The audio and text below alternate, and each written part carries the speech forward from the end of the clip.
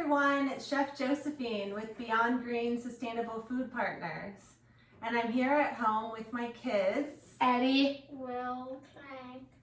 And I miss all of you in Lincoln. I miss cooking with all the cooks down in District 27 at Central and Junior High and Washington Monroe and Adams and Northwest. But while we're at home and staying safe and healthy, we're cooking, right? And I'm cooking recipes with my kids that I hope to implement in Lincoln when school gets back in session. I'm testing different recipes. And so we'd like to encourage you to test these recipes at home with your kids too. And give us your feedback in the comments on social media. Again, we miss all of you and we hope everyone is staying happy and healthy and safe.